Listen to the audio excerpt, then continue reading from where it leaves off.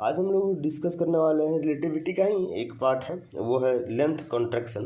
Length contraction ये होता है कि जब दो फ्रेम होता है, एक एस और एक एस डैश फ्रेम होता है। मान के चलिए एस डैश फ्रेम में कोई रोड रखा हुआ है जिसका लेंथ एल है और ये भी वेलोसिटी से मूव कर रहा है, तो जो यहाँ पर एस फ्रेम में जो रहेगा वो एक्चुअल लेंथ को नहीं देख पाएगा। क्या होगा कि जब वो चलने लगता है, मतलब ये कोई वेलोसिटी से मूव करने लगता है, तो इसमें जो रखा हुआ कोई थिंग है, कोई वस्तु है, तो उसका जो लेंथ हो जाएगा वो क्या होगा, थोड़ा कॉन्ट्रैक्ट हुआ नजर आएगा इसको जो एस फ्रेम से देख रहा है। तो उसी का एक्सप्रेशन हम लोग देखेंगे इसमें।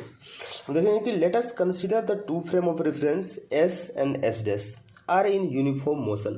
कह रहा है कि मान लीजिए कि दो हम लोग फ्रेम लिए हैं, दोनों का ऐसा यूनिफॉर्म मोशन में है, मतलब वेलोसिटी क्या है उन दोनों का सेम है, कांस्टेंट है।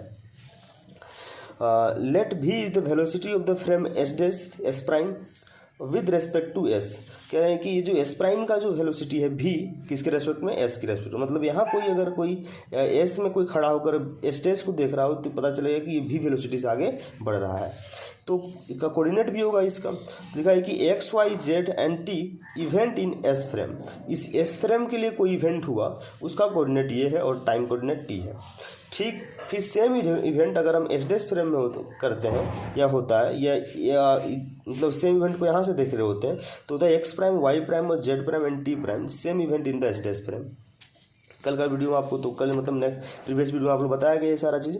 मान लीजिए कि let a rod is placed in S dash frame along the x axis and its length is measured by the observer in, observer का स्पेलिंग यहाँ भी होगा, observer in S dash frame is L. कह रहा है कि मान लीजिए कि कोई रोड है, इसका लेंथ एल डैश है, मतलब इसका एक्चुअल लेंथ है ये एल डैश, जिसको हम लोग प्रॉपर लेंथ भी बोलते हैं, प्रॉपर लेंथ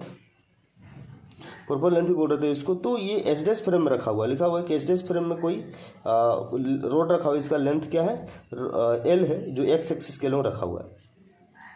अब क्या हुआ कि इसका जो कोऑर्डिनेट है वो क्या है, मान के चलिए कि इसका जो फर्स्ट कोऑर्डिनेट है वो x1 और ये एस डैश फ्रेम में है, इसलिए इसका एक्स डैश लिए। फिर ये इसका कोऑर्डिनेट x2 और डैश फ्रेम में है, इसलिए डैश लिए। तो क्या हो जाएगा x1 डैश और x2 डैश, ये इसका एक फर्स्ट एंड लास्ट एंड का कोऑर्डिनेट हो गया। तो अब देखेंगे हम लोग coordinate of the end of the road, then the equation become this for the road या L prime is equal to x2 minus x1। मतलब ये यहाँ से यहाँ पूरे में से हम ये छोटा वाला को माइनस कर देंगे, लेंथ का कोऑर्डिनेट निकल जाएगा, उसको इक्वेशन 1 ले लिया है। मान लीजिए कि same rod is placed in the S frame. अगर हम सेम रोड को एस फ्रेम में रख रहे होते हैं, suppose L is the length of the rod as measured by the observer in S frame. अगर सेम रोड को एस फ्रेम में रखते हैं, जो एस फ्रेम जिसका क्या है, मतलब जो मूविंग फ्रेम नहीं है, स्टेशनरी फ्रेम है वो, तो वहाँ से देखेंगे कि जो इसका कोऑर्डिनेट होगा x1 और x2 मान लीजिए, तो इसका जो डिफरेंस होगा ये क्या हो जाएगा, ये पूरा लेंथ के इक्वल हो जाएगा। तो x2 माइनस x1 जो L के इक्वल होगा, और ये जो लेंथ होगा ये इम्प्रॉपर लेंथ होगा। इसको जो प्रॉपर लेंथ बोले, जो एक्चुअल लेंथ था वो जो स्टेशनरी फ्रेम्स देखेंगे, मतलब इस वाले फ्रेम एस फ्रेम से देखेंगे, यहाँ पर कोई रोड रखा हुआ उसका लेंथ, तो हो जाएगा इम्प्रॉपर लेंथ। जो ये एल है, जो इम्प्रॉपर लेंथ लिख देता हूँ मैं यहाँ, इम्प्रॉपर लेंथ। हम नेक्स्ट पेज में देखेंगे कि कैसे उसका वैल्यू को पुट करें। तो पहले हम लोग जान लेते हैं कि we know from the Lorentz transformation. आपको इसी प्रीवियस वीडियो में लॉरेंट ट्रांसफॉर्मेशन को अच्छा से एक्सप्रेस किया गया है। अब देखेंगे कि एक्स प्राइम जो आया था हमारा, वो आया था x minus v t by √1 minus v square by c square. Y में और जेड में किसी प्रकार का कोई चेंज नहीं था, क्योंकि वाई और जेड क्या था, वो स्टेशनरी था, मतलब उसमें कोई मूविंग या उसमें कोई वेलोसिटी नहीं दिए हुए थे, हम लोग एक्स के लॉन्ग ही मूव कर रहे थे।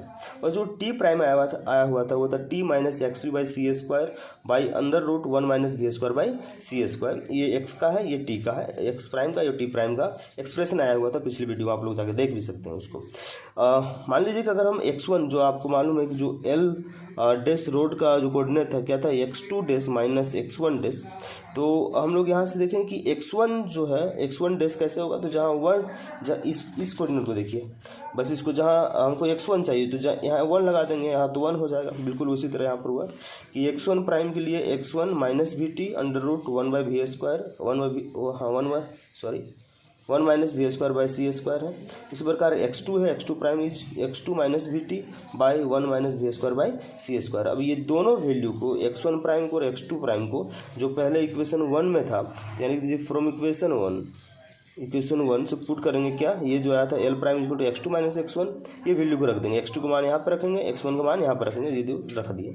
अब क्या हुआ, दोनों के एलसीएम तो सेम होगा क्योंकि दोनों का डिनोमिनेटर एकदम सेम है, तो क्या हो जाएगा x2 माइनस वी टी, ये हुआ माइनस बीच में तो माइनस, और x1 माइनस वी टी और ये अलग रह गया। अब ये माइनस अंदर जाएगा तो अंदर जाएगा माइनस, तो इसको तो माइनस कर देगा, ये माइनस रहेगा, इसको माइनस माइनस प्लस हो जाएगा, प्लस हो जाएगा, तो वी टी आपस में क्या हो जाएगा, सॉरी माइनस माइनस प्लस यहाँ प्लस हो जाएगा, तो ये वी टी और वी टी क्या होगा, कट जाएगा, तो क्या हो जाएगा x2 माइनस x1 बचेगा, तो लिख दिए x2 माइनस x1, और नीचे जो था वो under root 1 minus v square by c square, ये जैसे का तैसा है। आप ये x2 माइनस x1 को इक्वेशन 2 से क्या लिखेंगे, l, तो मालूम था कि आपको जो l था वो था क्या, x2 माइनस x1 कहाँ से, तो फ्रॉम इक्वेशन 2 से, तो आगे एल यहाँ इसकी जगह एल रख दें, तो by 1 minus v square by c square.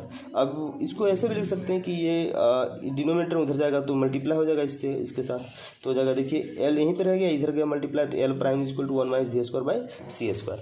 तो यहाँ देखिए क्या इस एक्सप्रेशन से क्या निकल के आ रहा है, तो इसमें ये निकल के आ रहा है कि हम जो है ये एल जो है, एल जो इम्प्रॉपर लेंथ है और ये एल प्राइम जो प्रॉपर लेंथ है, इसका क्या होगा कि ये इक्वल नहीं है दोनों, देखिए ये टर्म इसमें मल्टीप्लाई है, तो आप देखेंगे कि ये फ्रैक्शन से ये कॉन्टैक्ट हो जा रहा है, मतलब इतना फ्रैक्शन ये छोटा है, एल के बराबर नहीं है, इतना मल्टीप्लाई करेंगे तब इसके बराबर होगा, ये कहने का मतलब। तो क्या हुआ, थोड़ा सा कॉन्ट्रैक्शन तो हुआ, नहीं तो अगर कॉन्ट्रैक्शन नहीं होता तो ये टर्म तो मल्टीप्लाई होता ही नहीं, दोनों आपस में इक्वल ही होता है, बस वही बात है। दस true an observer to measure the length in motion, its length appeared to shorted, मतलब छोटा, by factor 1 minus b square by c square under root में, तो ये फैक्टर से छोटा है, this is known as the length contraction.